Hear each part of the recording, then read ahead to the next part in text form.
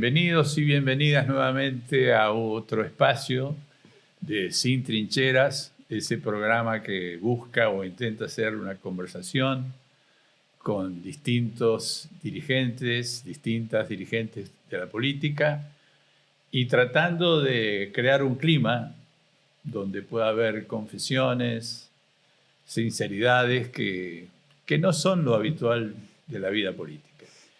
Y hoy tenemos el gusto de compartir este encuentro con nuestro invitado Esteban Paulón. ¿Qué tal?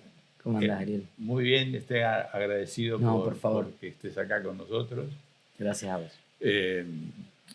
Antes de entrar en el camino más biográfico, voy a mencionar, bueno, Esteban es diputado nacional por Santa Fe, por el socialismo de Santa Fe.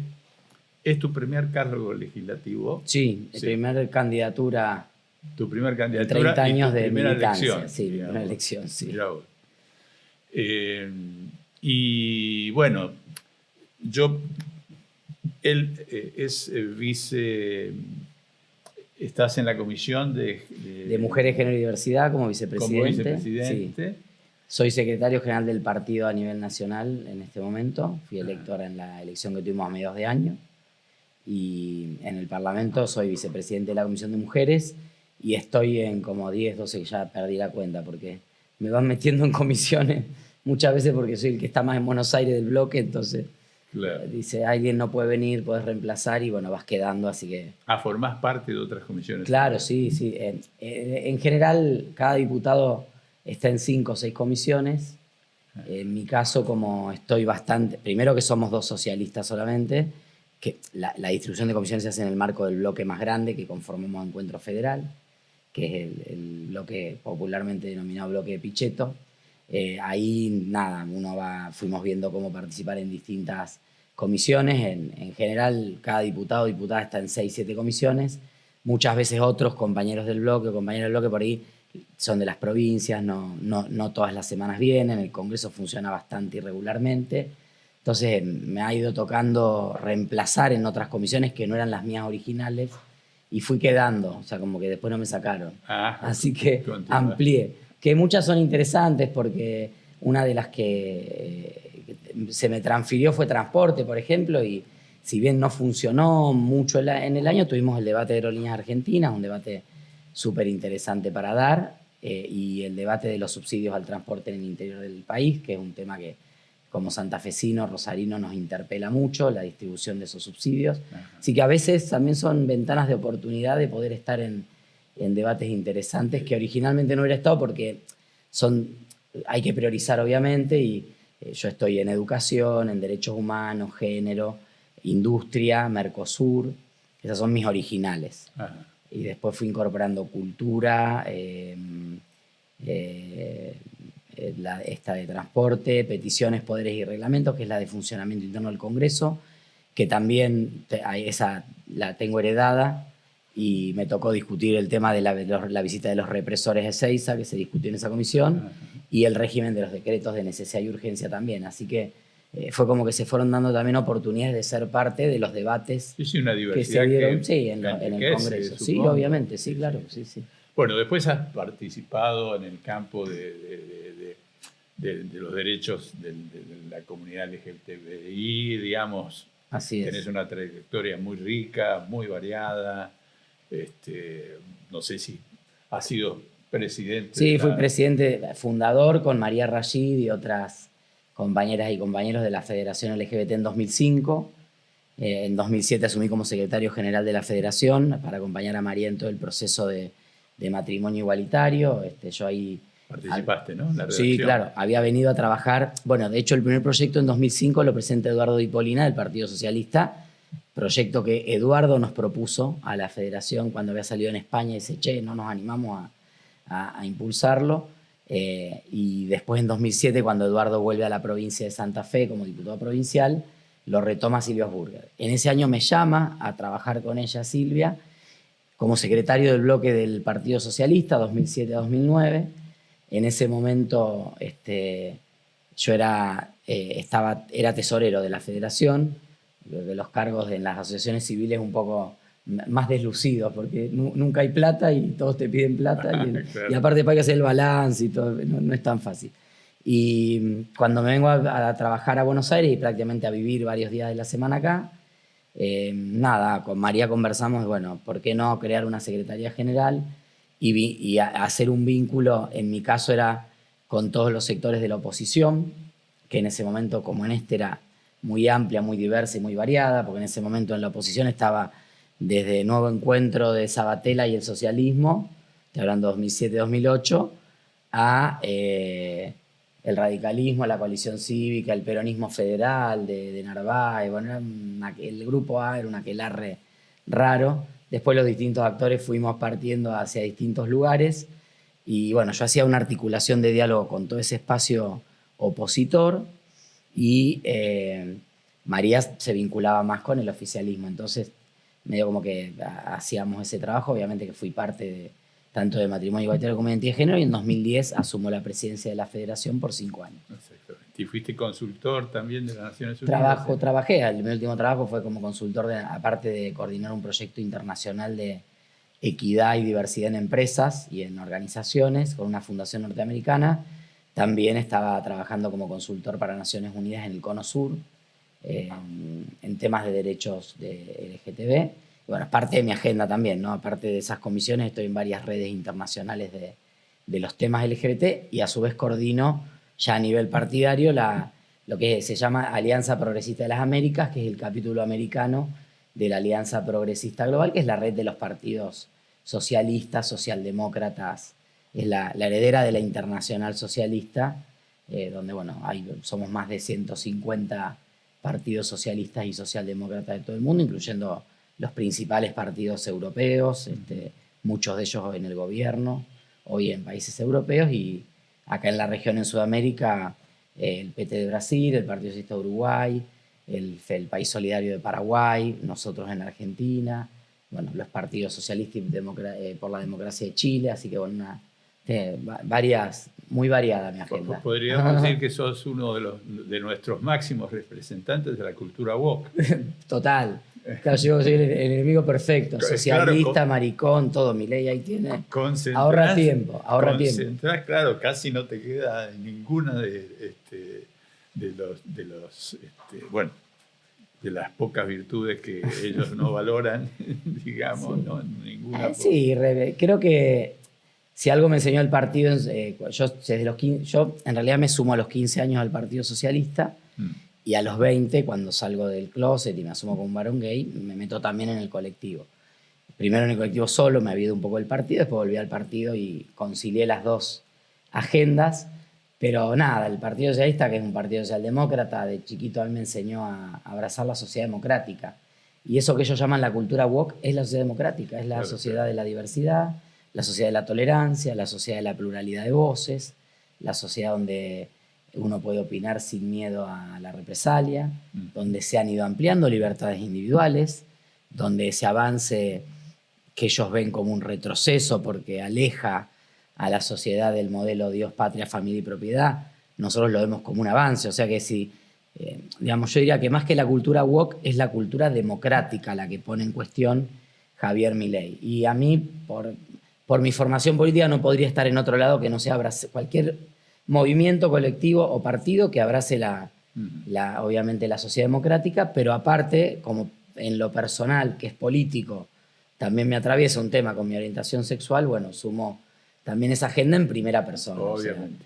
O sea, podría ser que dice, no, él apoya a los gays. No, yo estoy ahí adentro, así que sí, es bastante, somos target bastante habitual en redes y en otros lugares de ese odio que tiene esta gente contra la democracia, ¿no? Así es el eje central.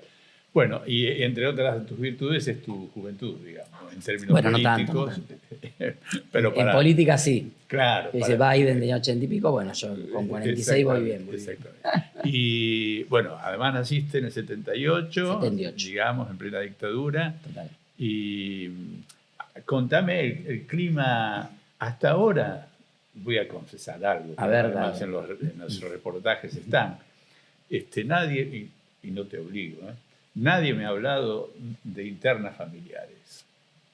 hasta ahora ningún dirigente de los que he compartido. Sí, sí, sí. ¿Cómo fue en relación a la mirada al proceso. a la relación con es decir, ¿cuál era el clima político en tu hogar? ¿Qué orientación tenían tus padres? No sé si sos único hijo. No, somos 4 hermanos. Yo soy el tercero, o sea que tengo 2 hermanos. A ver, mi conciencia personal en primera persona del proceso de dictadura es Malvinas. Ese recuerdo. Claro. Año de nacimiento nació mi hermano más chico. Nosotros estamos todos separaditos por 2 años. Tenías, yo tenía 4 años, pero claro, ya había empezado el jardín de infantes en Rosario. En enero nació mi hermano Eugenio, el cuarto, el más pequeño. Y sí me acuerdo de Malvinas porque mi papá era abogado, escribano, más bien conservador, él nació en el campo, pero era de radical. Entonces, en los 80, Malvinas lo interpeló, no a favor, obviamente, de la guerra, por supuesto muy dolido con lo que fue luego la caída y todo lo que significó para el país. En el 83 abrazó el alfonsinismo. En el 87 estuvimos en la Plaza 25 de Mayo en Rosario, en el levantamiento Cara Pintada, y él nos llevó a algunos, no a los 4, pero yo era bastante cercano a mi papá, así que siempre estaba bastante con él. ¿Perdón, 4 varones? 4 varones, sí. 4 varones. Y una vez un psicólogo de psicólogos católicos me dijo, en una nota en un panel que habíamos hecho en el Diario de la Nación cuando se debatía el matrimonio igualitario, dice: la culpa de que vos seas gay es de tu padre, que no te ha dado una imagen de masculinidad muy clara. Y digo, somos 4 hermanos varones y los otros 3 son heterosexuales y nos criaron a todo igual, así que no sé por qué mi pobre padre tenía la culpa. Bueno, nada, él fue... Pero no era culpable de la heterosexualidad. No, tampoco, ni de la heterosexualidad ni de la homosexualidad. No, mi viejo creo que representó los sectores medios de la sociedad argentina que no se involucraron tanto. O sea, mi papá no tenía militancia política partidaria, sí social. Él es uno de los fundadores de SILSA, la Asociación de Personas con Discapacidad, que nace porque su mejor amigo, que es el padrino, el negrito de la Santina, que ya murió, el padrino de mi hermano más grande, a los 13 años tuvo polio y quedó lisiado, decíamos nosotros, ahora sería con movilidad, afectado en su movilidad, que había quedado totalmente sin ningún tipo de movilidad, un tipo muy inteligente, se recibió de veterinario, fue director de bromatología en Santa Fe, y ellos de adolescentes decidieron crear una ONG para promover el deporte para personas con discapacidad. Y así nace SILSA. Mi papá es uno de los... O sea, él siempre, después estaba con los jóvenes abogados, o sea, siempre estaba en algo. Pero bueno, no involucrado partidariamente, nunca se involucró partidariamente. Y creo que en los 70, como tantos otros sectores de la sociedad argentina, él era juez en Santa Cruz antes del golpe, renuncia y se viene a vivir a Concordia, Entre Ríos, a trabajar en la represa, como abogado en la represa de Salto Grande. Porque vos nacés en Entre Ríos. Yo nazco en Concordia en ese interín. Él viene con un amigo de él, radical, que fue senador radical hasta el año 2003, Alcides López, entrerriano, que era el marido de su mejor amiga. Él sí, militante radical, fue diputado provincial, nacional, senador nacional. Su hijo fue diputado provincial también. Él lo invita a trabajar en Salto Grande, en la represa. Nada, trabajó como abogado para un ente del Estado. O sea, no se lo achacaría, pero nunca no se involucró. Nunca hablamos si vio o no vio. Sí, yo tenía un tío que sí como que le bajaba un poco el precio. Decía, bueno, no era para tanto, si no andabas en nada raro. O sea, también una expresión de los sectores medios. Y tengo un tío, pues ya falleció, que en el 81-82 se exilió a México. Él estudiaba psicología en Rosario. Según relato familiar no era militante, pero bueno, en algún momento el músico, mi tía pintora, hippies de los 70s, 80s, bueno, partieron a México en el medio de la dictadura. También otra historia que nunca se terminó de desentrañar. algún componente, creo yo, él tuvo amigos chupados, sí, claro, además una facultad roja, digamos, la psicología. Claro, digamos. sí, psicología en Rosario. De hecho, él alguna vez, alguno de los... Bueno, mi abuela vivía en un pasillo en Santa Fe, en el departamento de arriba. Habían venido varias veces la policía buscando a alguien. Entonces creo que había un miedo familiar y sin dar muchas explicaciones y tal vez sin entender por ser gente no partidaria política, pero viendo cómo estaba el panorama, bueno, él en el 81 parte medio de contrabando también, porque en realidad mi tía se va primero en un contingente de estudiantes de arquitectura, mi tía que era pintora, que iban a conocer arquitectura México. Y ahí sale y no vuelve. Y él después, algún tiempito después, viajó y se casaron. Mis primos viven en México, mi tía vive aún en México. Mi tía sí más vinculada afectivamente al peronismo, entonces nunca se habló mucho del tema en casa, hasta después que yo me meto a participar en política y bueno, nos atraviesa. ¿Sos el único de tus 4 hermanos? Sí, muy politizados todos. La charla de domingo en casa siempre era la política. ¿Y qué tensiones? ¿Entre quiénes se generaba la mayor tensión? No, mira... Me imagino que no era todo siempre armónico. No, al revés. Aparte de familia italiana, te imaginas, todos los domingos a los gritos por política, aparte. Porque en los... A ver, en el menemismo la pasamos muy mal. Mi viejo se quedó sin trabajo a los 40 años con 4 hijos. Bueno, mi tío, que decía que no había sido tan grave la dictadura, era la sastrería más conocida de la ciudad de Santa Fe, tuvo que cerrar por las importaciones. Nada que no estemos viendo en estos días. La verdad que no fue una etapa donde la hayamos pasado bien. Después mi papá volvió a la profesión y se pudo acomodar un poco mejor. Pero la verdad que fue un mal momento y él era antimenemista, antiperonista, básicamente. Yo me considero un socialista no gorila. Yo aprendí, digamos, el Partido Socialista Popular en el que yo me sumé nunca fue antiperonista. Al contrario, en su tradición. En su tradición 83 llamó a votar a Luder, imagínate. Teníamos candidato que era Boero, pero... No eligió el mejor momento. No, bueno, pero era la vuelta de la democracia. Antes del golpe estaba llamado de la hora de los pueblos, la hora del pueblo, que era hacer el gran frente popular para detener, porque ya se veía venir un proceso de descomposición muy grave. Después en la Federación LGBT construí mucho también con referente del peronismo, pero mi papá sí era bastante gorila, era radical. Te diría que hizo el caminito de muchos radicales, ¿no? De Alfonsín a Macri. Claro. Que también explica parte de la clase media. Sí, por supuesto, en Santa Fe y en Rosario apoyando mucho al socialismo. Por eso el socialismo también en su momento estuvo tanto tiempo en el gobierno, porque logró captar, digamos, votos radicales, peronistas. Bueno, después a veces en algunas elecciones te acompañan, en otras no.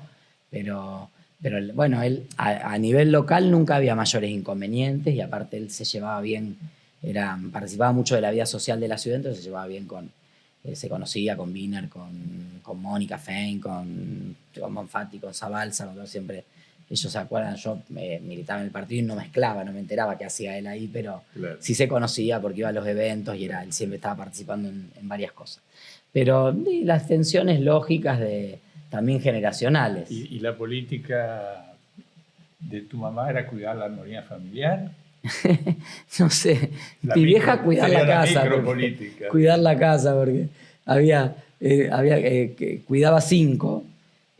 Aparte mi viejo, cuando pierde el trabajo y todo, le da un pico de estrés que deriva en una diabetes que posiblemente hubiera tenido, o sea que convivió 30 años con una diabetes de insulino dependiente, así que mi mamá también cuidando eso, bastante dedicada. Sí, mi mamá era la más moderada y la más componedora, muy abierta también. Nosotros,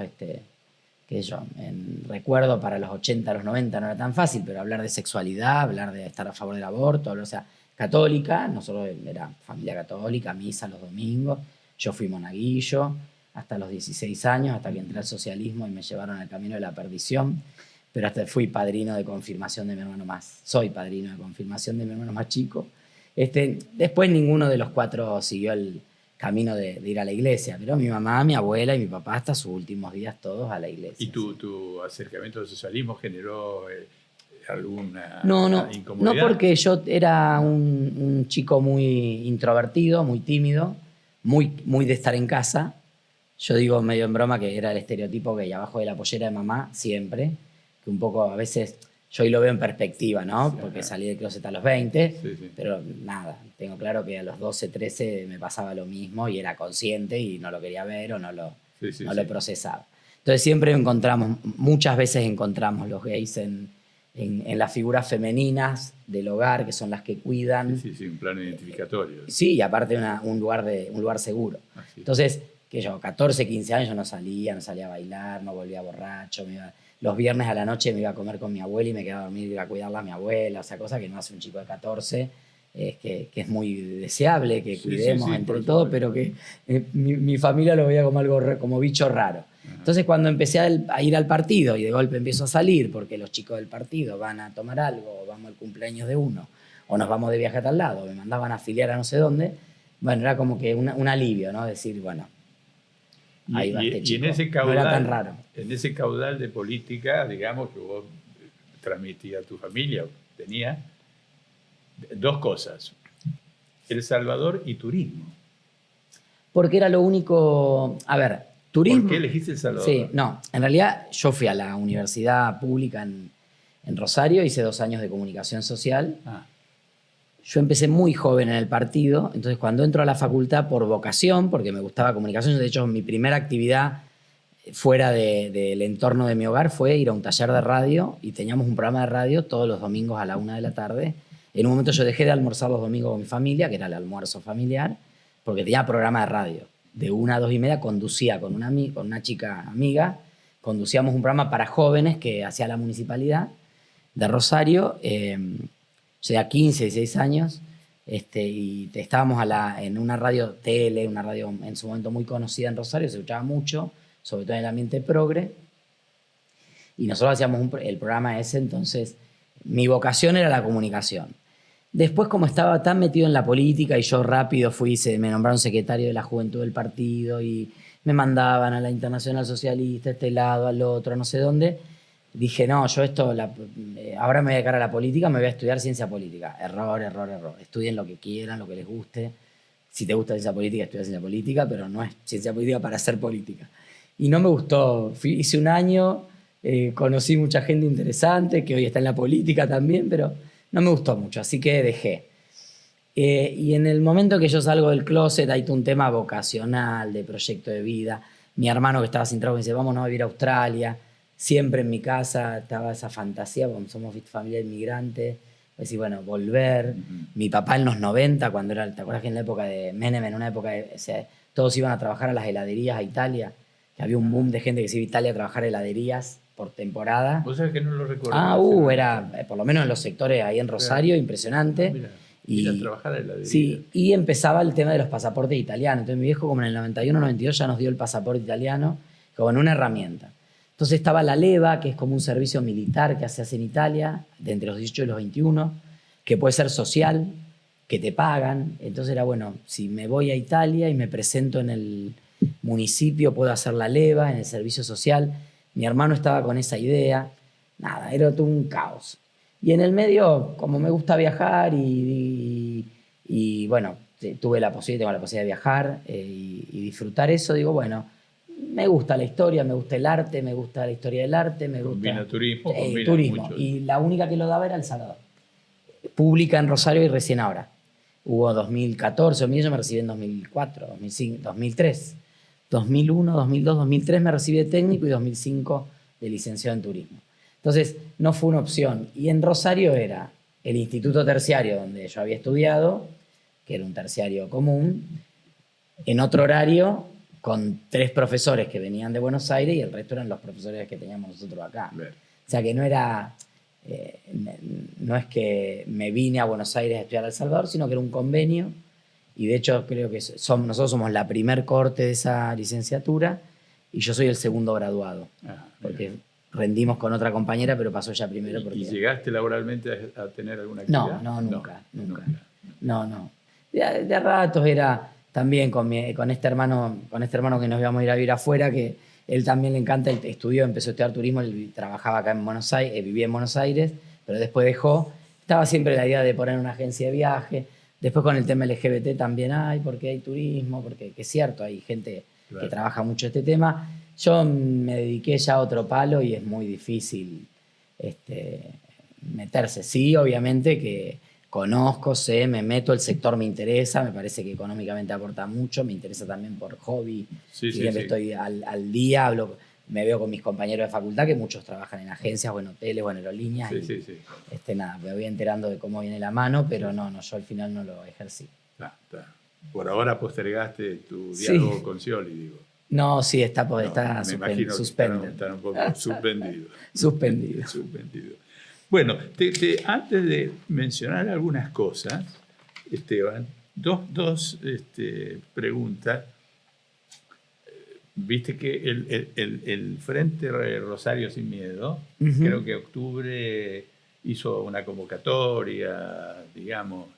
Bueno, supongo que Ciudad Futura, Monteverde es uno de los líderes y dirigentes Rosario, principales de ese frente. ¿Cuál es tu valoración, tu cercanía y tus diferencias con ese agrupamiento? Me parece que en agenda, yo creo que en algún punto Ciudad Futura representa o expresa en algún sector de la población algo parecido a lo que representa y expresa el socialismo, solo que nosotros como partido primero hemos sido gobierno 30 años en la ciudad, eso condiciona cualquier organización política, después lo provincial también. En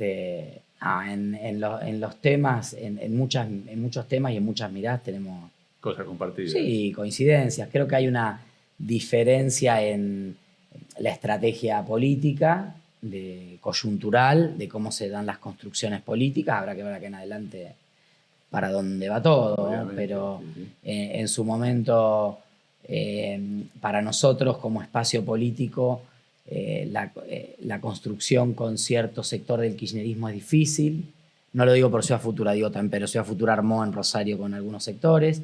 Es difícil porque en su momento, cuando éramos gobierno, padecimos esta política de látigo y chequera, padecimos el mote y el estigma de los narcosocialistas, padecimos operaciones políticas bastante complicadas que nosotros ubicamos fundamentalmente contemporáneo al levantamiento de perfil de Wiener como candidato presidencial.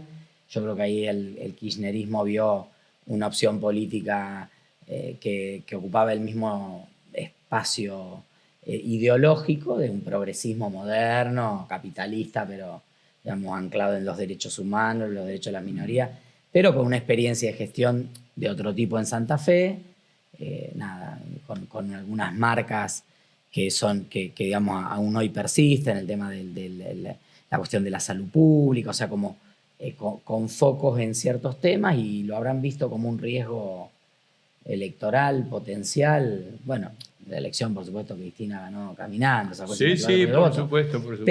Pero Wiener llegó al 17-18, había como después, bueno, sus temas de salud, lamentablemente lo sacaron del juego y después fue empezar a construir, y estamos en ese proceso de reconstrucción de una presencia nacional del socialismo, que es un poco la tarea que tenemos hoy. Entonces, nada, para nosotros todavía el diálogo con algunos sectores puede ser un poco dificultoso, pero no, te diría que no hay, en las agendas hay cosas compartidas. Sí, la idea general es compartida. Después hay una diferencia grande que tiene que ver, primero el origen. Ciudad Futura viene de una ONG que se llama Giros, entonces tiene todo un recorrido de ONG a partido político. Eso marca un accionar como partido también muy vinculado a las prácticas de las ONG. Y nosotros tal vez, como siempre fuimos un partido político, porque el socialismo tiene 128 años en la historia política argentina. De hecho, yo mismo me sumé primero a un partido y después me fui al movimiento social. Por ahí vemos las cosas quizá de otra manera. Modalidades en cómo se construyen, cómo se activan. Sí, hay prácticas muy virtuosas, pero muy de modelo ONG, que hace Ciudad Futura, y bueno, gobernar es otra cosa. Pero es un espacio que ha ido creciendo mucho también en Rosario, así que nada, siempre es importante tener diálogo con todos los espacios políticos, sobre todo los espacios políticos que plantean un diálogo democrático, ¿no? Sí, sí, con algunas afinidades. Afinidades y diferencias, y a veces coincidís electoralmente, a veces no. Yo recuerdo la primer candidatura de Wiener a gobernador. Su candidato a vicegobernador fue un primo hermano de mi papá, que era peronista, que se llamaba, porque falleció el año pasado, Miguel Paulón, que fue ministro de la producción de Duhalde, en el gobierno de Duhalde, y fue ministro de Reutemann en su momento, pero venía el peronismo.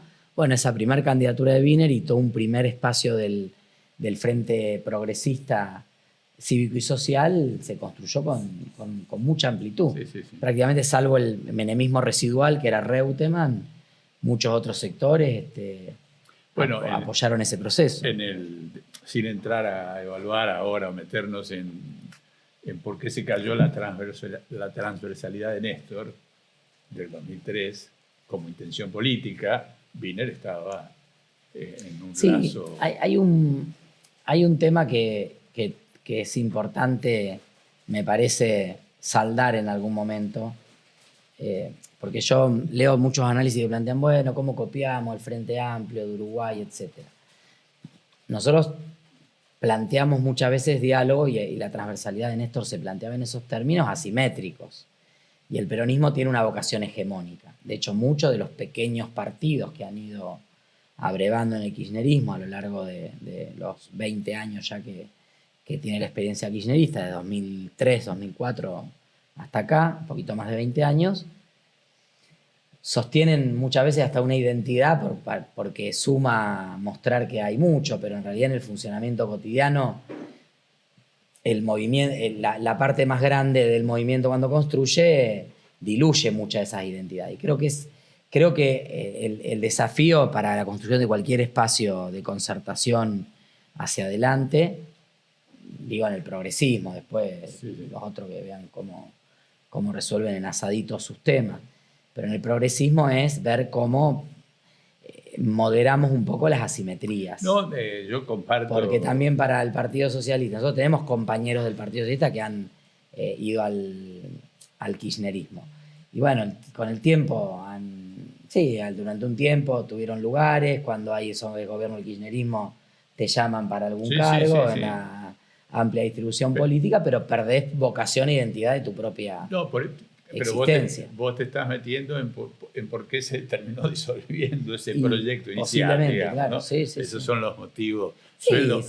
Un proceso hegemónico, lógico, de popularidad y qué sé yo, donde decís, ¿en qué condiciones me sumo acá y sostengo mi identidad? De hecho, tuvimos el ofrecimiento a Héctor Polino para ser secretario de Ambiente. Él lo sometió a la votación del partido. El partido decidió no integrar el gabinete de Néstor. Esa invitación existió, fue pública. El debate fue público también. Bueno, a veces las condiciones en las que concurren las partes a un proceso de concertación o de diálogo transversal puede determinar... si vamos a articular o a cooptar, digamos. Exactamente, como esa diferencia. es la cuestión. Suelo usar una metáfora bíblica, digamos, que hizo Dios, que no sé qué tradición cristiana la tiene, pero que hizo Dios para crear el mundo, y se achicó para que quepa. Digamos, como que el mecanismo es, si yo reduzco mi tamaño, de alguna manera, porque vos tenés no doy lugar a la llegada. Los procesos de Chile, con sus bemoles, tanto la concertación como la experiencia del Frente Amplio de Boric, que finalmente termina incorporando a casi todos los partidos que eran de la concertación, el proceso de Lula en esta etapa en Brasil, el proceso del Frente Amplio, obviamente, Frente Amplio en Uruguay y el Frente Amplio en Chile, más con partidos y organizaciones, lo de Lula quizá más con la atracción personal de un liderazgo más fuerte.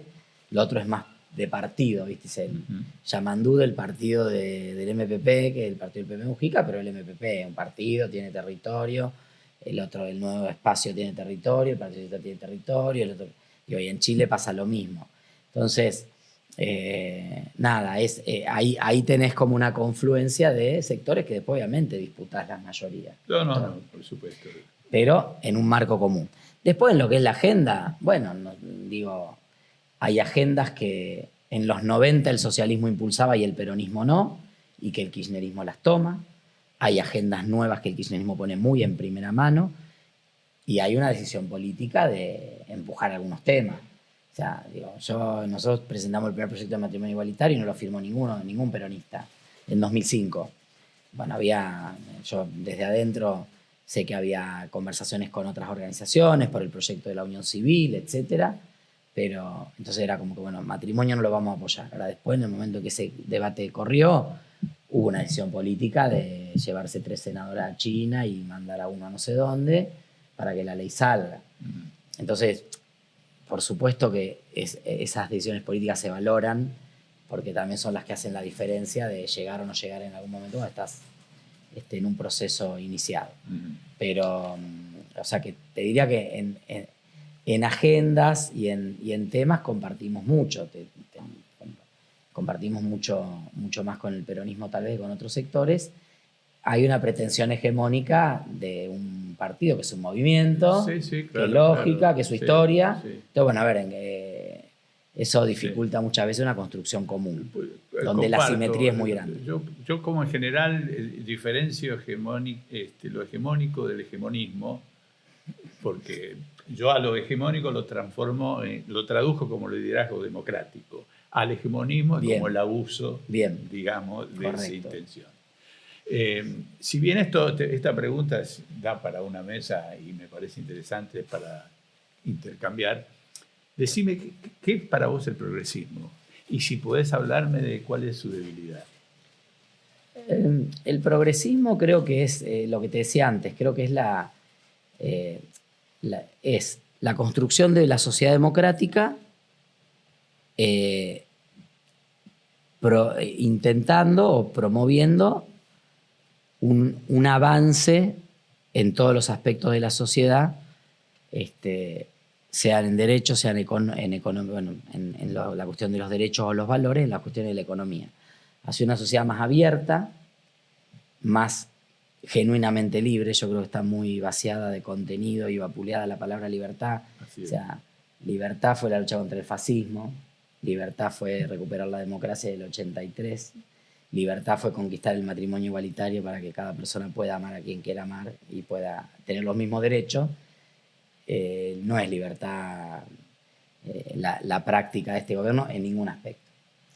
Pero bueno, creo que ahí también tenemos un debate a dar de cómo recuperamos y damos de sentido algunas palabras. Pero creo que, a ver, la sociedad progresista es justamente una sociedad que no mira para atrás, no en términos ahistóricos, sino no mira para atrás en términos de no volver, digamos, que entiende que cada paso que diste es un paso a partir del cual construís otra cosa en adelante. Y esto va para las cuestiones, debería ir para las cuestiones económicas, para las cuestiones de los valores, así como nosotros construimos derechos, la memoria, la verdad, la justicia, los derechos ambientales, los derechos del colectivo LGTB, feminista, etc. Y pensamos y pretendemos que esos derechos conquistados sean el escalón a partir del cual construyamos los nuevos derechos que vengan. En los aspectos económicos, y ahí me meto un poquito en lo de la debilidad, me parece que no hemos encontrado, no digo en ningún lugar, digo nuestra experiencia acá, porque yo veo por ahí, no sé, la experiencia del gobierno de Pedro Sánchez en España, y de golpe hicieron una reforma laboral que le da más derechos a los trabajadores y creció el empleo. Y hoy tienen más generación de contratos indefinidos, que es lo que sería relación de dependencia, que en cualquier otro gobierno que había hecho la reforma liberal del mercado de trabajo. Entonces, digo, hay algunas experiencias en algunos temas que es interesante ver, pero creo que nosotros tenemos esa dificultad. No logramos convencer a la sociedad de que con estos valores y con nuestro proyecto político la sociedad tiene perspectiva. Mira, cuando decís, bueno, ¿por qué ganó Milei? Que la batalla cultural. Cualquier encuesta que hagas hoy te lo dice Surban Córdoba, Giacobbe, Pulsar, de la UBA, San Andrés, la que quieras. Encuesta nacional que hagas, más del 70% de la gente está a favor del matrimonio igualitario, más del 70% de la gente está a favor de la universidad pública, la salud pública, cree que la salud tiene que ser pública, cree que el Estado tiene que intervenir para corregir las desigualdades. temas que han sido más controvertidos en la sociedad, como el aborto, y tienen más de 50-55% de... Cuando preguntás, ¿usted cree que sería importante derogar el aborto? El 70% de la gente dice, no, ¿para qué? Tiene sentido, está. O sea, la sociedad argentina tiene ahí yo digo, una sociedad pragmática.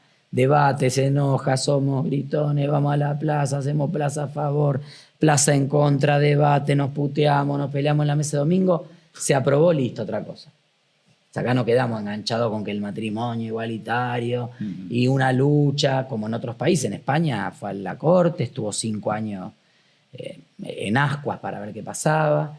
Lo mismo el aborto, que fue un tema mucho más controvertido. Sí, por supuesto, estos tipos que van a decir que van a derogar el aborto, pero no es una pulsión de la sociedad, no es que la sociedad está atravesada por un debate sobre si hay que derogar o no el aborto. Ahora, así como consolidamos esa sociedad democrática, sobre todo después del retorno de la democracia, y tiene mucho que ver, ¿no?, la experiencia de la dictadura y la democracia, y eso yo creo que la gente lo sigue valorando. El progresismo en sus distintas formas en estos 40 años de democracia no logró, salvo algunos periodos puntuales, no logró en promedio, y sobre todo en los últimos 10 años, mostrarle a la gente hacia dónde va la sociedad. Y ese hacia dónde es un hacia dónde de progreso. Y ese es un gran problema que tenemos los progresistas. Yo sé que es un fenómeno que muchos minimizan, pero yo vengo de los sectores medios, mi papá fui a la universidad, mi papá era abogado, o sea, nada. Nunca tiramos manteca al techo, en los 80 en la hiper de Alfonsín la pasamos mal, en los 90 la pasamos mal, en distintos momentos fueron momentos duros, pero nada, clase media, urbana, típica argentina. Y vos ver gente de tu generación que se va a vivir afuera, yo tengo un hermano viviendo afuera hace muchos años, se fue en el 2001, otro que vino, después por un tema de salud de su esposa, finalmente recaló en Argentina, pero su proyecto ese proyecto siempre es afuera, porque, digo, esa sensación de que a dónde va Argentina. Entonces también una deuda del progresismo es que ese a dónde va es con estos valores. Yo tampoco los valores los tiro por la ventana, porque es otro debate de hoy no, ahora nadie era feminista. Ahora nos pasamos de rosca con muchos derechos para cierta gente. Bueno, no. Esa es la sociedad progresista. O sea, la sociedad progresista es la que te otorga cada vez más libertades, la que iguala cada vez más los derechos. ¿Cuáles son los derechos en los que nos pasamos de rosca? Que 2 maricones se puedan casar, que una persona trans pueda tener un documento. Esos son los derechos en los que nos pasamos de rosca. Que una piba tenga herramienta para prevenir un abuso sexual en su propia casa por parte del padre, del tío, del abuelo, del hermano. Entonces, ahora, en los temas económicos sí nos costó, nos cuesta. O sea, ¿cuál es la sociedad? Porque ¿qué ve la gente en algún sentido, en algún punto de Milei con el tema económico? En esto que es una estabilidad de alto costo. De alto costo y falsa, porque, viste, vos decís, bueno, ¿estabilidad para qué? Pero bueno, como veníamos de los cambios de precio todos los días en el supermercado, hoy vas al supermercado y encima algunas cosas bajan, o el 2x1 o el 3x2 y no sé qué. Entonces, ahora, la gente creo que ve, que yo para mí erradamente, pero bueno, habrá que trabajar para mostrar una alternativa y el tiempo también dirá, ve la posibilidad de volver a una sociedad donde se perciba que la próxima generación vivirá mejor que esta generación y que vamos a tener mejor acceso a bienes y a servicios y que mis hijos van a poder ir a la facultad en una perspectiva de futuro acá, que es donde uno quisiera que cada uno desarrolle su vida donde quiera. Uno dice, bueno, supongo que un padre quiere que los hijos estén cerca, no sé, me imagino, yo no soy padre, pero imagino, a mi papá le pasaba, cuando se fueron sus hijos, sufrió mucho sus hijos viviendo afuera, o sea, mi mamá. Entonces, creo que nos falta eso, que tenemos una debilidad ahí, y que nos ha costado mostrarlo en el gobierno. Sí, también. Sí, yo creo, digamos, es un tema complejo, como modo de síntesis, digo, desde la democracia política no hemos construido la democracia económica. Claro. Es una asignatura pendiente y paradojalmente quienes presentan a veces el perfil más confrontativo se alejan un poquito más de la democracia y quienes cuidan lo democrático a veces pierden fuerza de transformación y pierden cierta energía. Sí, falta osadía. Por eso esa osadía, que además, como yo esa osadía la juego dentro del terreno, digamos, democrático, ¿no? Vos tenés una una opinión, ¿no? Pero digo, hoy vivimos en una sociedad capitalista. Estas son las reglas de juego. Ahora, hay ejemplos en el mundo, en todos lados, de que hay márgenes. Y a uno le queda la sensación de que en algún momento, cuando hubo mucho poder político y se avanzó en muchas reformas de lo social, lo valórico, faltó valentía o distintos motivos por los cuales no se avanzó en ciertos temas. Nosotros no podemos seguir teniendo una ley de identidad financiera de la época de la dictadura. No podemos. Sí, claro. Y hubo condiciones porque hubo condiciones para la ley de medios también. Y fue dura. Yo era secretario parlamentario del bloque, nosotros nos llamaban todos los días, todo el tiempo, te operaban todo el tiempo de los medios, te llamaban los directivos de medios, a nosotros el partido nos presionaban por todos lados, había un sector que decía, Esteve Boero en el 87, el segundo proyecto que presentó fue la ley de medios, cuando volvió el socialismo al Congreso y nosotros cómo no la vamos a votar, debates muy parecidos a los que hay ahora. Entonces, ¿y qué pasaba con las entidades financieras? ¿Y qué pasaba con el sector del juego? Entonces hay muchos intereses cruzados que hacen que a veces falte osadía, falte energía y a veces la correlación de fuerza no te da. Cuando te dio, tal vez fuiste un poco tímido en eso, no en otros temas, pero sí en eso que en definitiva es lo que define el día a día de la gente. Y porque la concentración de la riqueza no se pudo detener. Y aparte, ¿sabes por qué, Ariel? Porque me parece que nosotros cada debate que perdemos la posibilidad de dar, lo da otro en otro sentido. Digo, la democracia sindical.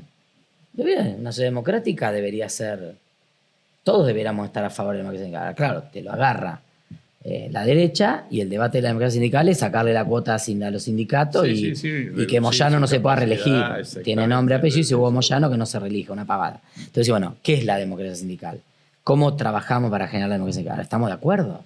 Entonces, si damos nosotros ese debate, lo damos de un lado del progresismo. Entonces, muchos debates no se dieron, muchos se dieron, pero muchos debates no se dieron y muchos debates que no se dieron vienen por derecha y son los que en definitiva pueden modificar la estructura social para hacer una sociedad progresista que consolide ciertas cuestiones. Y en cambio pasan estos temas donde, bueno, finalmente, contra las cuerdas todos se ponen a negociar algo y a empujar alguna reforma en algún sentido y que salga lo que salga. Esteban, a ver, y es algo que suele estar y genera dificultades para el entrevistado.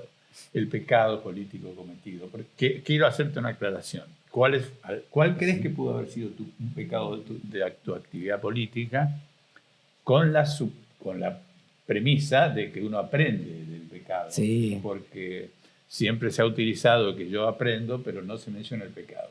¿Crees que cometiste alguno? Uy, seguro muchos, pero... Con uno solo me alcanza. Esto es la confesión. Desde los 16 no voy a la iglesia, así que es volver al confesionario.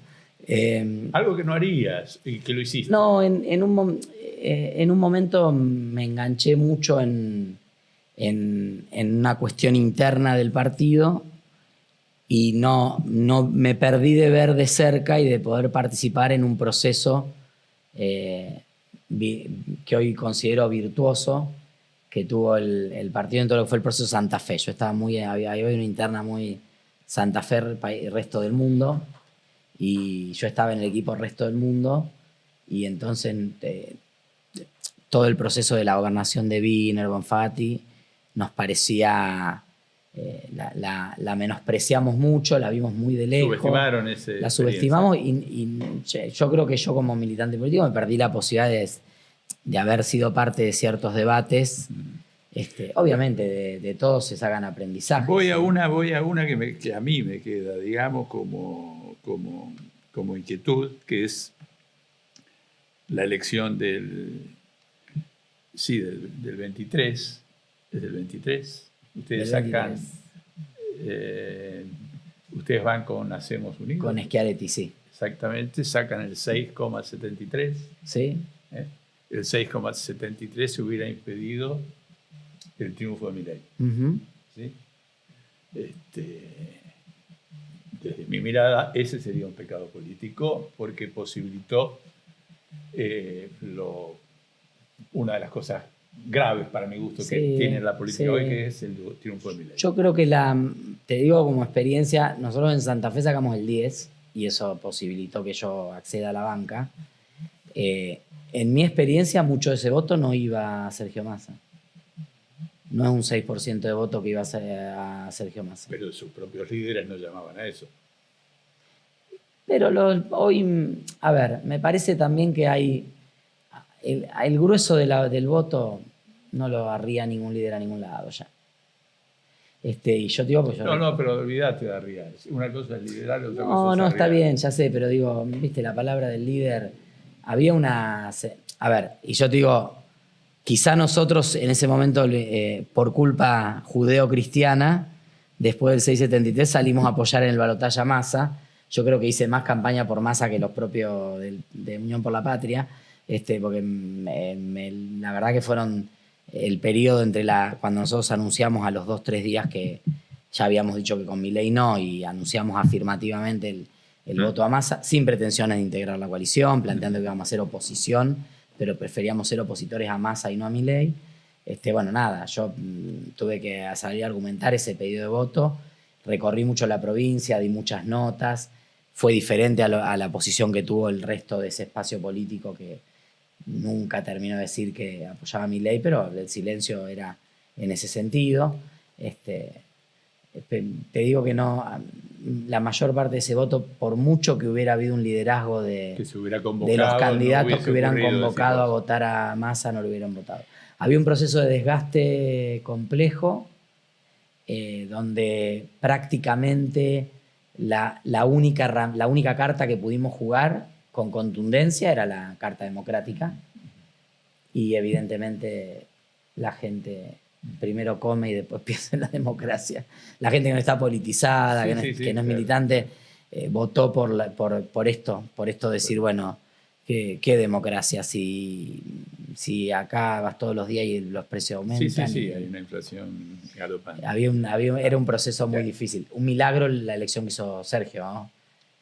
Una elección extraordinaria. El ministro de Economía, el 200% a 3 puntos de ganar en primera vuelta. No, por eso fue un fenómeno que habla también de la potencia, del arraigo que tiene el peronismo. De donde pueda anidarse algo de la esperanza. Pero... Ahora, yo te digo, para mí Milei, como cultura política, porque para mí lo más grave de Milei es la expresión de una concepción en tanto antipolítica, con ingredientes antisociales importantes, y básicamente porque enseña a la ecuación amigo-enemigo como eje central del modo de relacionarse entre las diferentes. Por lo cual es para mí el elemento más serio que requiere barajar y dar de nuevo, modificar las identidades políticas y ser disruptivo. Yo lo pienso, lo disruptivo desde el lugar de la unidad. De una unidad distinta, novedosa e históricamente inédita en la Argentina. Así como lo pienso, porque me parece que... Entonces, desde ese punto de vista, comentame tu 2027 deseable, y que además de que es el que desees, que lo imagines, que está dentro de las posibilidades. ¿Cuál sería el escenario que te gustaría para el 2027? Creo que hay muchas fichas todavía por jugarse, ¿no? Porque también yo digo que en la derecha se hizo el trasvase generacional. O sea, Milei ya se lo comió a Macri, ahora Macri lo carpetea, o sea, se están operando, unos a otros se tiran carpetas de la inteligencia y seguirán apareciendo, pero políticamente y a nivel social, salvo que haya alguna crisis compleja económica, todo se encamina a que el espacio de la derecha hoy lo protagoniza claramente Javier Milei, que es el que define la agenda, no solo de la derecha, sino de la agenda de la política y de la sociedad. Pero incluso si retrocediera en ese ascendente social, que ha tenido mejores y peores momentos, en ese espectro ideológico Milei protagoniza, y ya creo que el año que viene nosotros vamos a ver un proceso de mucho reemplazo de bancas. Pro por la Libertad Avanza, radicales mileístas por la Libertad Avanza, algún que otro partido provincial también por la Libertad Avanza. Cuando hay una elección de medio término, pero hay un proceso nacional muy fuerte, la elección es nacional y no va Milei en la boleta, pero va el aguilita violeta y es la Libertad Avanza, y la lista se va a llamar Viva la Libertad Carajo, y la gente vota ahí, puede ser yo puedo ser candidato por Milei y me van a votar. O sea, la gente dice, ahí va. Sí, sí. Entonces, ese proceso está dado. En el sector del progresismo no está todavía claro ese proceso de trasvasamiento generacional, de relevo generacional. Pero es tu deseo al que apelo, ¿eh? Sí, claro. ¿Cuál sería? No, mi deseo es que se dé ese proceso. Hacia el 2027, Sí, una claro. confluencia Sí, amplia. claro. Sí, totalmente. Una confluencia A ver, me amplia. parece, y es más, te digo, tan amplia como reunir lo mejor de la tradición del peronismo, lo mejor de la tradición del radicalismo, lo mejor de la tradición del liberalismo argentino, y ahí tiene que estar el Y el socialismo. desarrollismo también. Y el desarrollismo, digo, y algunos de las expresiones provinciales. Digo, yo creo que es un deterioro tan grande de todo, de las condiciones de vida de la gente, pero también de las instituciones, del valor de la democracia, del respeto. Lo vamos a pagar caro, ¿no? Lo vamos a pagar caro, y yo creo que si no entendemos que hay que ir a un espacio bien amplio, que confluya. El 2025 son 24 elecciones provinciales, juegan los gobernadores, juegan los intendentes, aunque después nadie dice que nadie pone el gancho, pero todos juegan. Entonces va a ser muy particular. Yo creo que el único partido que se presenta a nivel nacional va a ser La Libertad Avanza. En la oposición va a haber bueno, y el peronismo, pero posiblemente con matices. Si no hay paso, ¿qué van a hacer algunos gobernadores? ¿Van a ir en la lista que defina Cristina o van a hacer el Unión por la Patria de Cristina del 2017? Pues yo creo que vos vas a un proceso en el peronismo también donde, o sea, hoy si no hay paso y Cristina tiene la lapicera y Máximo es el presidente del peronismo en la provincia de Buenos Aires y lo que le proponen a Axel no se condice con la expectativa que tiene Axel, que es el gobernador de la provincia de Buenos Aires, que tiene su proyecto para el 2027. ¿Cómo termina eso? Termina Axel yéndose a la casa, termina con un Axel encabezando Unión Ciudadana y Cristina el sello del peronismo. Entonces... Y Milei brinda. Milei brinda. Al final del día, la tapa del diario El Lunes va a decir que Milei ganó en todo el país, pero después hay que ver cómo queda conformado el Parlamento. Tampoco hay una proyección, o sea, acá los sectores que hoy son oficialismo, ex Juntos por el Cambio, La Libertad Avanza, etcétera, ponen en juego la mejor elección de la historia de Juntos por el Cambio. La elección de más diputados metieron, 16 diputados por la provincia de Buenos Aires, 5 por la provincia de Santa Fe. Entonces, bueno, Milei en algunos distritos podrá repetir, en otros hará mejor o peor. Si vos, Cristina y Axel van separados, pero en la sumatoria de los diputados después meten más que Milei, y después, el 10 de diciembre del año que viene, cuando asuman los nuevos diputados y diputadas y los senadores y senadoras, verás qué queda de eso. Sí, claro. Pero claro. sí, obviamente que el impacto es la tapa del Lunes diciendo, bueno, quién ganó, o si a la provincia de Buenos Aires, si Milei puede ganar la provincia de Buenos Aires, no puedo ganar. Yo creo que nosotros nos debemos un debate serio sobre el relevo en los sectores progresistas, que hay figuras como la de Cristina que tienen un ascendente, y lo voy a decir con total caradurez, porque tengo el 0,0000001 de la legitimidad, la historia, la potencia, la capacidad que tiene Cristina, pero creo que no está en un rol constructivo hoy, que su rol debiera ser aportar a que se dé esa renovación. La verdad que el proceso, no quiero hablar de la interna de otros partidos, pero vimos un proceso bastante de marcar la cancha a las nuevas generaciones, con las que después quizá nosotros no confluyamos electoralmente, pero es necesario que se regenere la política y se renueve. Y pero bueno, si a veces no se confluye, entendiendo que el hegemonismo... si no se confluye, tenés Milei para rato, salvo que venga un crash. Por eso yo creo que falta mucho para el 2017. Macri también hizo 2 años muy buenos en el inicio, ganó esa elección histórica 2017, Esteban Bullrich le ganó a Cristina, etcétera, etcétera. Y después tuvo la crisis de deuda y no terminó nada bien. Yo no aspiro a que esto termine explotado, porque sé que también en esa explosión estamos todos donde explota, y la gente que menos tiene es la que más sufre. Víctimas, tenemos que encontrarla, digamos, posiblemente haya un desgaste de la expectativa generada por Milei, y nosotros tenemos que estar ahí preparados con una propuesta para captar esa expectativa. ¿Vos acordarías y definirías desde el punto de vista político que el adversario principal es Milei? Sí, claro, por supuesto. Es el eje que ordena hoy la política. El eje que ordena. Pero en el plano de los afectos, para mí los afectos son un modo de interpretar la política como las ideas. Puede ser. ¿Sí? La bronca es un modo de Sí, interpretar claro, la política, el entusiasmo es otro. Bueno, no importa. Yo veo, no porque el kirchnerismo no merezca crítica, eso desde ya, por supuesto. Veo que hay gente que todavía sigue mucho más enojada con el kirchnerismo que enojada con el mileísmo. En la sociedad. Sí, sí. Sí, claro. Sí. Bueno, en el Congreso lo vemos, cuando dicen yo no voto con el kirchnerismo. En la sociedad y en los dirigentes, ¿eh? Sí, en los dirigentes, mira, yo de los dirigentes creo que hay una parte que está muy de acuerdo con lo que está haciendo Javier Milei, pero no da para decirlo. ¿No? Entonces, yo conozco a algunos que mandaron a votar para sostener el veto a los jubilados y ellos votaron defendiendo a los jubilados y se morían de ganas de levantar con las dos manos para que los inviten al asado el otro día. Entonces, nada, hay mucha hipocresía también.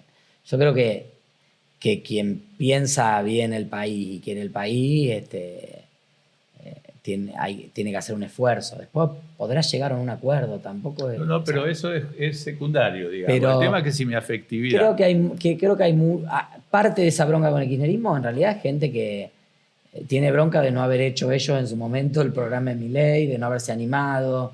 Digo, hay una... En los sectores que lo apoyan a Milei críticamente, también algunos tienen una sensación de decir, che, ¿cómo nosotros no? Sí, sí, y el peligro de algunos que son opositores a Milei creen que si retoman al gobierno hay que parecerse a Milei, claro, en la modalidad de... En la audacia seguro.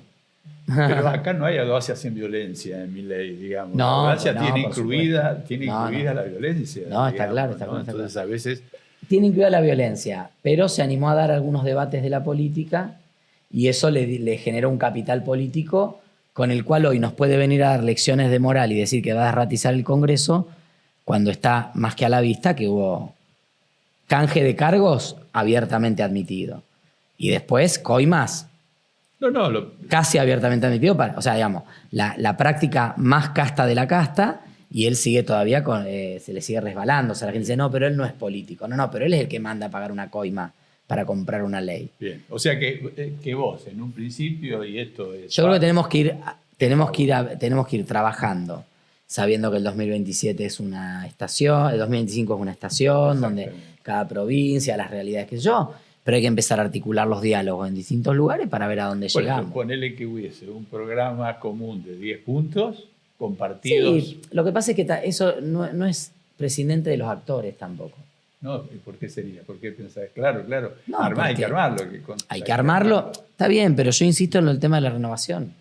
Porque acá hay sectores políticos que dicen Cristina o muerte, como dicen Milei o muerte. Pero a ver, suponete que hubiera un programa común compartido por 5 o 6 fuerzas políticas. Sí. Y además, compartido ese programa común, compiten electoralmente dentro de una misma interna, digamos, para ver quién es el candidato a presidente del 27. Puede ser. Si eso ocurre, sí, es porque algo pasó distinto en el peronismo. No podría ocurrir puede ser. Si no pasa eso. Ojalá llegue. A ver, es un proceso parecido al que vivimos nosotros, que fue yo me sumé, siempre cuento, mi primera actividad partidaria fue fiscalizar para Chacho Álvarez en Empalme Granero en Rosario en febrero del 95, la primaria entre Chacho y Gordón. Nosotros, el Partido Socialista Popular, apoyaba a Chacho y pensamos que ganábamos, y en mi mesa ganábamos, pero en otros lados no. A ver, lo que vos planteás se parece un poco a ese proceso donde fuimos confluyendo fuerzas que en torno a un programa común construimos alguna idea de unidad de acción para lo electoral. Y hubo esbozos, año 93, el Cabildo, no sé si vos... No, yo eso ya no, ya sé que no participaste, pero acá estuvo el Topo, que fue protagonista, digamos, de ese 93, donde se armaba una transversalidad que después terminó naufragando. Porque hay que aprender Mira, también todos acá hablamos del Frente Amplio de Uruguay, que nos parece un modelo tan virtuoso. Tienen 50, 60 años de vida. Sí. O sea, no es que se armaron para una elección y fueron a elecciones y perdieron en todas y ganaron una, y cuando llegaron a gobernar una ciudad importante como Montevideo, la gobernaron en sentido de coalición. Acá también hay mucho eso. Dice, no, yo soy gobernador de mi provincia y yo en mi provincia yo. Ah, sí, pero a nivel nacional vamos todos juntos. Bueno, querido, a ver, si vamos a armar un espacio transversal, Sí, no sé sí, qué, sí. eso tiene que ser, lo tenemos que poder mostrar. La democracia práctica. Claro, lo tenemos que mostrar en el gobierno municipal, en el consejo, en la provincia y después en la nación. Porque si no vienen experiencias como la Alianza o como el último Frente de Todos, donde finalmente termina siendo como una sumatoria de partes. No es una articulación. Y no hay un trabajo político de diálogo y de resolución de las cuestiones políticas. Como Entonces, no fue Cristina Cobos, tampoco. Bueno, eso duró. Pero poco, porque ya se armó un suspiro. electoralmente. Ya arrancó más. Entonces ya arrancó Si era un grupo de los radicales que le pusieron el vice. Exactamente. Sí, Si no tenía cambia sentido. esto, Sí, lo que claro. yo quiero decir, no Sí. hay ni fenómeno No, disruptivo, por ni hay supuesto. novedad No, por política. supuesto. Digamos, No, y aparte la sociedad no lo va a acompañar. O sea, la sociedad no. Ninguna sociedad vota con el espejo retrovisor. A veces nos parece que sí. Entonces ahorita hacemos campaña con la añoranza, sacamos a los muertos a pasear, hablamos de cuando era intendente Bronzini en Mar del Plata, el socialismo, nadie se acuerda, la gente no sabe, la gente no se acuerda que hace, qué sé yo, 5 meses pasó tal cosa, no se acuerdan. Entonces nosotros nosotros que sí tenemos el ejercicio de la memoria, porque estamos en esto, porque estamos en la política, tenemos que aprender de eso, pero siempre proyectar el futuro, porque la gente para atrás no vuelve.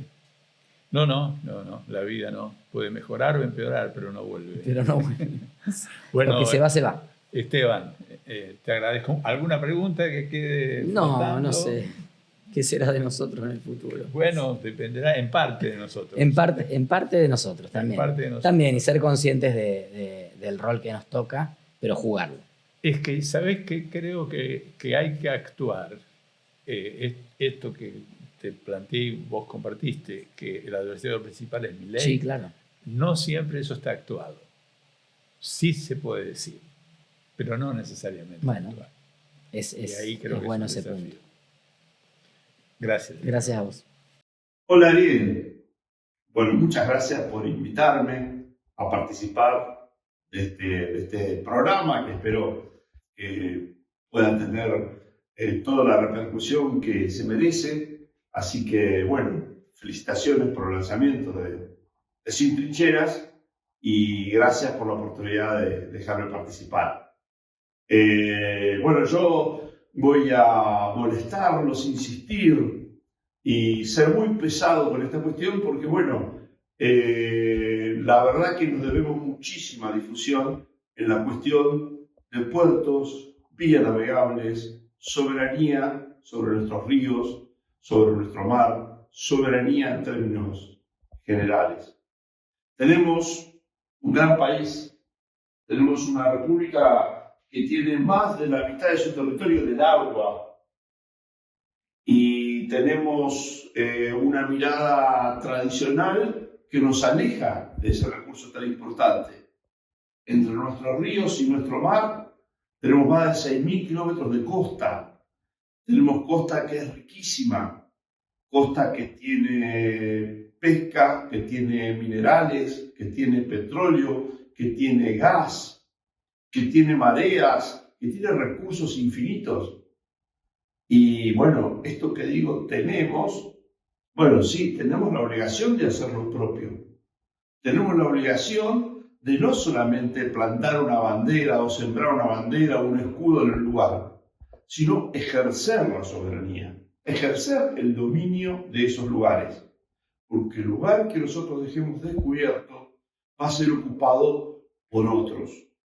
Y esos otros están muy atentos a todas las riquezas que nuestro país tiene para ofrecer al mundo. Desde mi humilde lugar, todas las actividades económicas que se realizan y que impliquen intercambio con el exterior, en algún momento pasan por el agua. En algún momento requieren un medio de navegación, en algún momento requieren un puerto. Nosotros tenemos deudas muy importantes que resolver en ese sentido.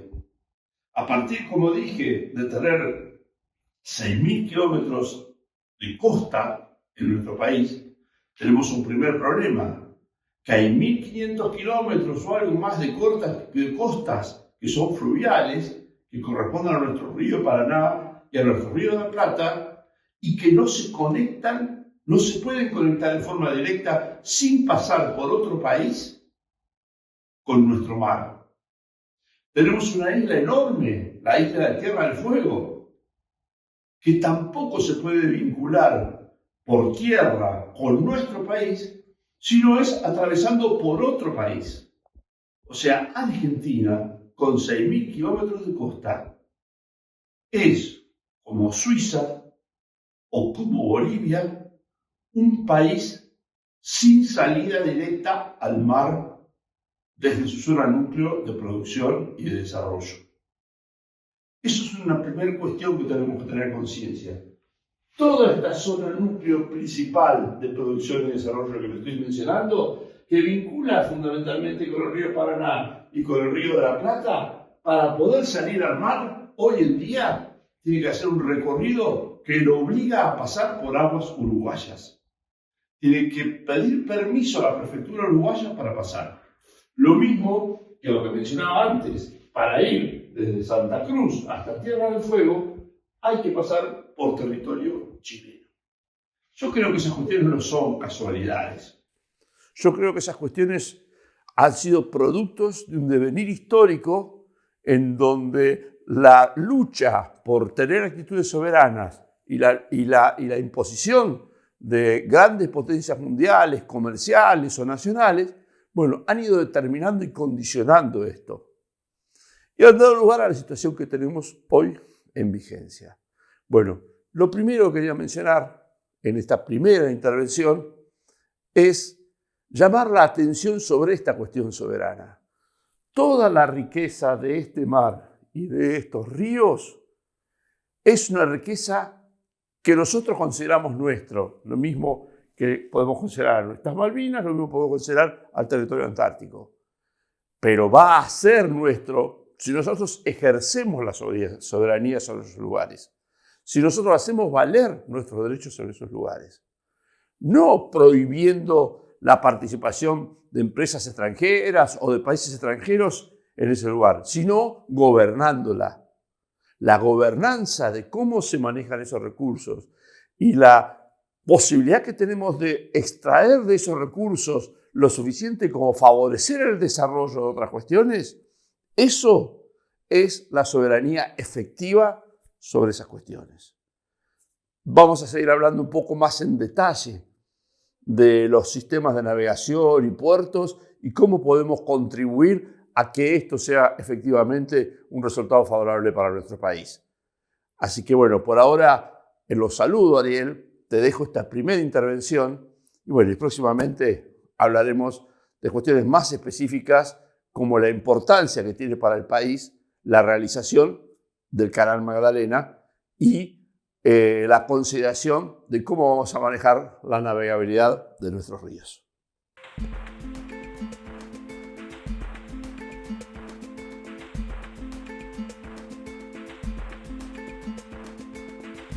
En mi cuerpo podés ver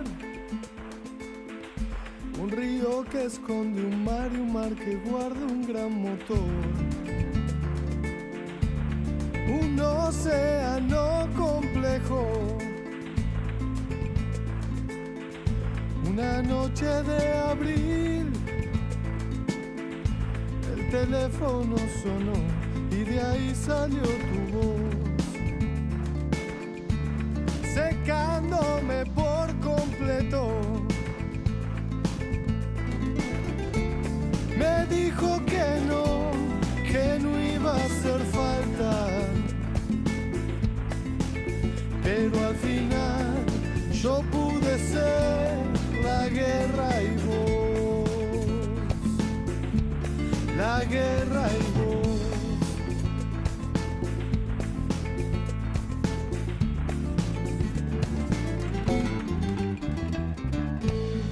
La fuerza no está.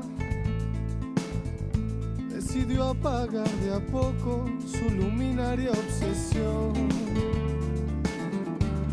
de mover al mundo entero.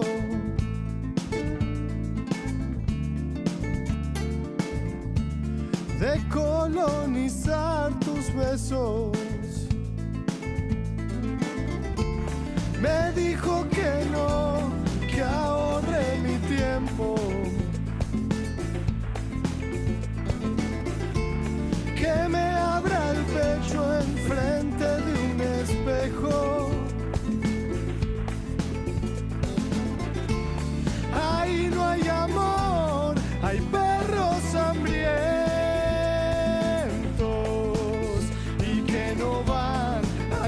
hacer parar hasta comerse al sol.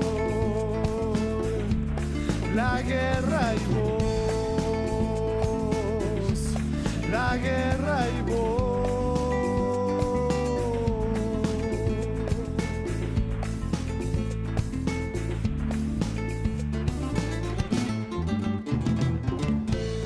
Ya no me puedo esconder,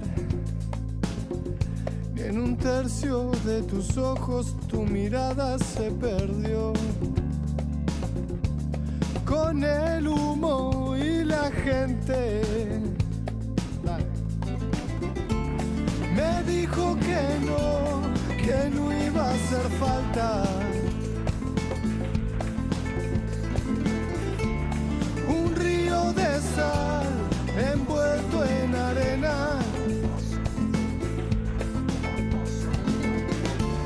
Sabes encontrar mis lados ausentes, pero al final yo pude